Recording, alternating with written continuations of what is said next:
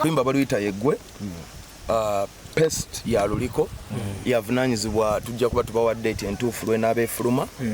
So mubeere nga mwetegese kubanga oluyimba video tumaze gishootinga oluyimba already lwagowinze #1 on different charts. So let's hope it goes up and higher from there by your love. Kwa album yonna oluyimba lwakashootingako wakashootingako ennyimba meka? Binyuma ali ku album. Okay. Bega Bega remix eri ku album. Okay. Yeggwe eri ku album. Okay. Gwenze ne Bruce Melody luli ku album. Oluyimba lwange ne Ketchup luli ku album. Okay.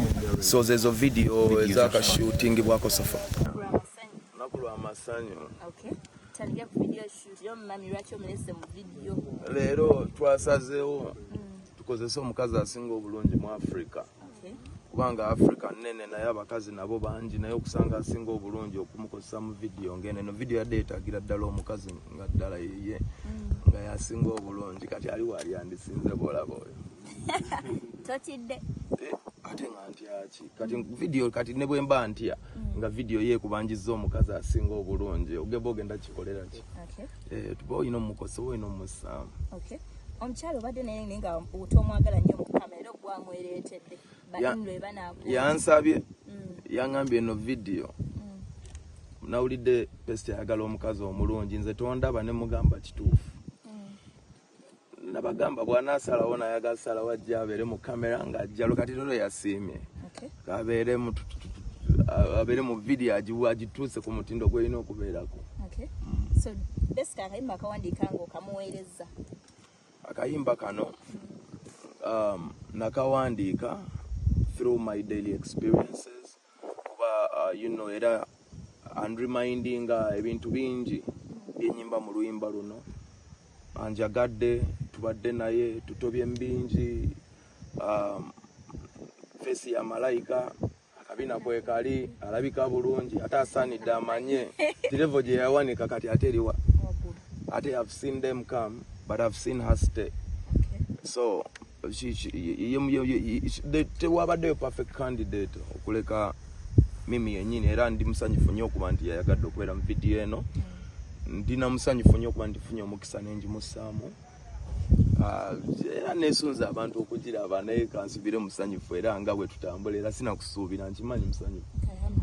Amina. Okay, tuveeko ku nsonga y'oluyimba tugendeko ku Dr. waffe mukulu waffe embeera gy'alimu ali atya Dr. Joseph Chameleone. Nakensembi okwogera naye nga bamudischarginze obujjanjabi bwe nga banaga agenda ononye obujjanjabi obulala ewaka oyongereko nawo okwerwanako nga bwa reporting ew'omusawo mpola mpola. So embeera yabadde ennungi nga musanyufu namulabye yakatadde ne ku Instagram oba mwakalabye yaman ng'alaga nti he's in good condition. It's always nice to see the doctor in a good condition. Okimanyi oyo hero waffe era mentor waffe.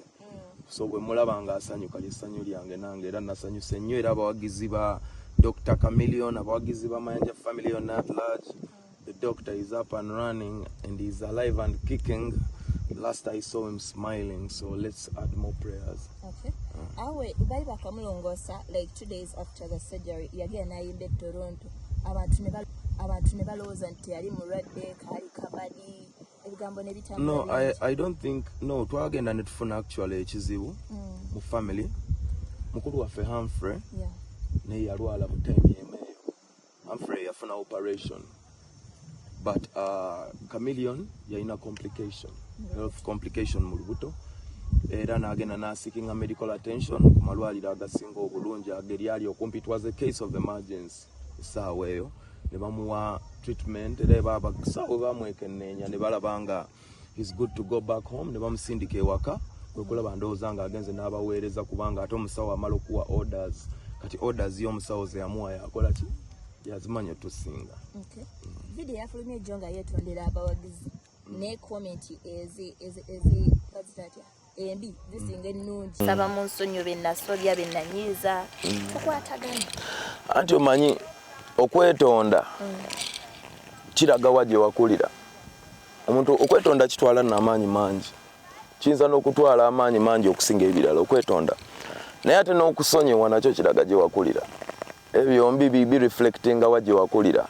Naye ng'omuntu eyeetonze aba amaze okukola paati ye n'omuntu asonye naye aba akoze party ye kati omuntu tasobola kola party zombi naye nga applause him okuvaayo neyeetonda. It's always a good deed. Kiraga nti omuntu yakuzibwa bulungi ko omuntu eyeetonda aba atasobola n'okusonyiwa naye waliwo omuntu nga teyeetonda ate nga tasonyiwa so naye aba mulala so at least yalaze ekifaananyi ekyokwetonda nga mukulu waffe bw'aba alina be yasobyeyo omuntu ate teri muntu ali perfect so bw'abanga era nkichobola abakatoliki buli ddakiika baddayo mu kanisa ne beenenya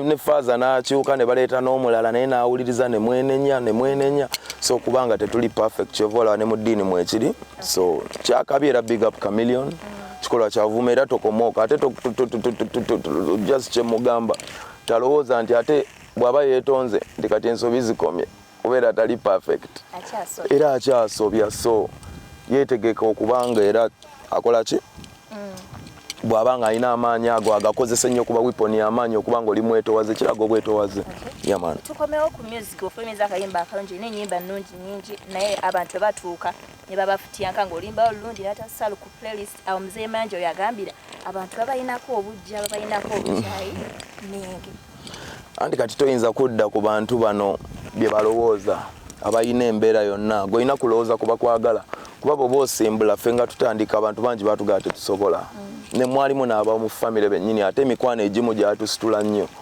so toyinza kudda ku bantu kyeboogera abantu amaaso g'omuganda gali mu ngalo omuntu amala alabako music nze olimba kasanduta okuva mu studio kati nga luno olimba lutushooting olwayeggwe nalutabuti ku album yange ya Loverman abantu balwagadde byabwe you can't stop good music media nyingi toyinza kwesiba kwomu bolaba ngono takuwamu ng'okwatagana nakuwamu nze ye solution yange I would love to work with everybody but unfortunately nga muzeeyi Manje bwagamba tosobola kubeera ng'osanyusa buli omu ate okulemererwa kwe kugezaako okusanyusa buli omu so nze music wange muyimbira abo abamunyumirwa ne mubalaga era ozondaba ne ku concert yange nga mpita abawagizi baani ba Pallaso toyinza kukakambu gwe ng'omuntu omu toyina yadde amaanyi agajja ekiyenje mu nnyumba yo n'okiyingiza ekivulu nga tekyagadde ne bw'okiteeka ku mulyango ne bakusiba ssente tekiyingira so still n'abantu weebali ate abantu betuweereza ffe tuli ba public service so ndimu akole party gwe kasito banga okoze eyo kyekisinga obukulu ndowooza Uncle Pallaso nsaba kubuulira ekibuuzo omundikiriza gye omumanyi nga muyimbi omanyi nga muganda wo byombi enkulaganya muyimiridde otesawaza era yeeyo gy'ogambye ogyogedde nira kyesiise ekibuuzo ekirala Big Eye yavudde n'ateeka ekiwandiiko ku mukutu gwa Facebook ng'agamba nti yeebaza Dr. Jose Chameleone asinziira ku luyimba luyayimba nti basima ogenzi mu mbeera eno gy'alimu ke kaseera ke yandibadde avaayo okubanga agamba nti amwebaza okubanga yamuzuula nti ani amutadde Big Eye yamusayininga in fact yajoininga Leon Island 2008 nga lwayingira n'agamba nti yeebaza nnyo Dr. Jose Chameleone okumuzuula nti alina talent era n'agamba nti superstar lwaki avaayo sawa zino okubanga no ekintu ekyo kiri realistic bannayuganda tulinamu tendensi epakusa abantu okukola ekintu buli omu alina timing ye okitegeera buli omu alina timing buli omu alina calling ye ne time ye kati bw'abanga this is the right time for him ekirungi kye yakoze kirungi era mmunyumirizaamu kyakabi I respect that kubanga calling ye kati lwe yazze kitegeera ate era musajja era abadde abagamba n'abagaa Chameleone yaŋŋamba Big Eye oyimba amaziga ne gampitamu bali babadde ba mukwano he has respect for him yamugamba maximum respect so toyinza kudda ku ekyo n'okirabanga kyakuzannyisa ddala kuba eddoboozi lyoli kyaliwo ayogera mumwesiga byayogera nti abayimbi abamanyi abayimba obulungi bw'aba agambye nti onayimba bulungi aba alina ensonga ate bw'aba agambye nti yayitako mu kibiina kye ekitegeeza alina ekyama kye mutannazuula kye mulina okwetegereza so kyakabi naye mumwetegereze kubanga Ediso ly'omukulu oli muyimbi era big up wabanga yavuddeyo n'agamba kyekyo ate kati nze nziramu ebigambo ebyaki nga tumaliriza just ebibuuzo kimu oba bibiri sookera ddala nsonga ya Clever J yo family ayina ekivulu nga alina kusomesa ekinka wa 8 wa September something like that ayina ekivulu maaso awo given the fact that mbuno waliwo a lot of workers between him ne Chameleone nga woomanyi yali mawulire your own son mutano Chameleone mutabani nabo nagamba ayita mumanyi nga part of the family atwagala tulambulemuko katono nnyo even in introduction za family zabe tutannyo mulanga bamuleta close enkolagana yo Pallaso Mayanja family ne Clever J n'ekivulu kino what is your take of Clever J nga budde okola ekivulu esaawa ze mwagaliza buwanguzi kyekyo ebirala ekirala inshallah na Mungu yagera byonna tupanga naye apanga nze entegeka zange nnungi bwemba wendi why not naye nga inshallah alhamdulillah buwanguzi bwerere bwe musabira kitegeera yaman okay Pallaso ekibuzo kyange nze kiri nti abayimbi bazenga ba complaininga they do poor videos nga bekwasa tuna sente abone batandika n'okwekwasa ebintu ebirala tugende mu copyright gye batuna sente kwa kasente okavulira kubanga okola class music videos buli kaseera abawagizi bange banzikiririzamu abawagizi bange banpagidde bagula music wange bajja mu bivulu byange bandaga omukwana ate nange ndi musajja mutetenkanya music gwe mulimu nina emikwano so mbadde lucky katonda ankwatiddeko si byangu waliwo n'abaziina batasobola kukola bino kuba ebimu tebigulwa ssente ebimu it's the art and the ideas so katonda nnyambye n'ateeka mu position esobola okukolako bino byenkozeeko Diamond Platinum ziyadde mu Uganda recently and ekimu ku kyanotinze badde East African Artist Integration ekiyinza okuba nga kipushinga East Africa ngaolawo West Africa ebakoze ekyalo nga kipushinga njagala otubuliyeko ku what is your thoughts ku kintu ekyo what are your thoughts ku kintu ekyo kya East African Artist Federation oba integration eroza kiyinza kuyamba kitya Ugandan artists okuba muno kipushinga East Africa ngayo n'ekisembera ddala federation ya mwatandise okukola ebivulu kino so nga initiative eyokomyawo abayimbi abo oba okubayigiriza live music kubago omanyi okuyimba live music ekisookera ddala ekya East African Music Federation ekyo kintu kyetaagisibwa era kyakabi nnyo okuba nga kivudde mu Diamond kubanga Diamond Platinums y'omu ku bayimbi mu East Africa abasinga amaanyi ate y'omu ku bayimbi ababadde baganye okukola njagamba oba baganye oba badde tebannafuna budde sijagamba kugaana kuba mba musaliddewo naye abadde tannafunawo obudde bukolaganako namwe bayimbi banne mu East Africa nga boolaba mu Uganda oba even ne bootunula Kenya you might be surprised oba when you look around so kyakabi nti buli omu atuuse mu time wawulirira nti nno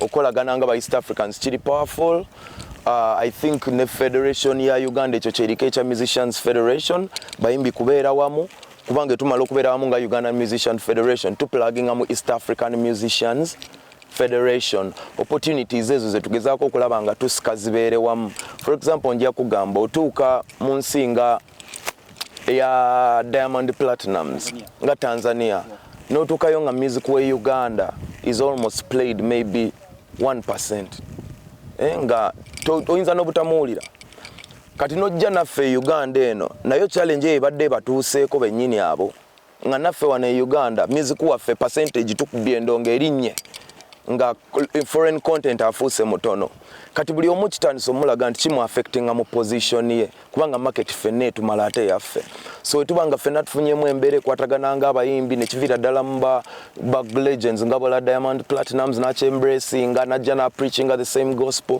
kituwa ekyokuyiga kyamaanyi era tutambulira awo I think obumu bwe businga mu East Africa wano regardless of entalo oba obutakkanya obubaawo wakati w'abayimbi but guno omulimu fenna tuli baki bayimbi ffe tulina okugukolerera gubeere nga gutambula nga bwe tukola ki bwe tugwagala n'abawagizi bafune ekyo ekibagwanidde okuva mu ffe twogereko no muyimbi wa ghetto gwe wakuteeko gwe bayita Gaza gwotera obeera naye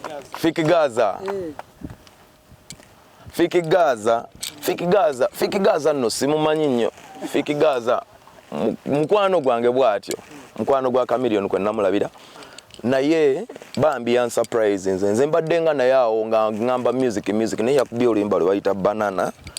Oluyimba olwo lwantaakinzeeko kwe kulukolera challenge n'enduzina era nayagadde omusinkana mulabye mu invite nze leero najja ne ku set. Fik Gaza aliwa yeah man Fik Gaza ono blessings my brother yeah man Fik Gaza yakubye akayimba akalungi bakayita Banana to the world nasazeo sisamu kuteko Fik Gaza akola bibye naye nasazeo ndi fan we nasazeo akayimba kanyumidde ng'omuki ng'omuntu era Fik Gaza yono akayimba ka Banana kanyumira era big up my brother just nkuyise kubanga bakubuuzizo babongeko chakabinyo Team Good Music enamwaniriza Team Good Music si kitebe nti omuyimbi alina sigalao fe tuyambako ku muyimbi ye watuuka watuuse n'akola ki n'agenda makubo ge. So Fik Gaza ali part of Leon Island family, ali part of us, ajja n'akola ebibye ne tumuyambako we tusobodde kati nga nze nanyumiddwa akayimba ke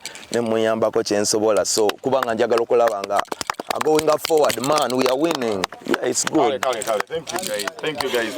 Bino si bya love nti Titanic tubakubazirwa imu ne bafuna zipaniki lokitoki yakubye mu kadoti mpulira njagala kwambula saati yama representing Fik Gaza music.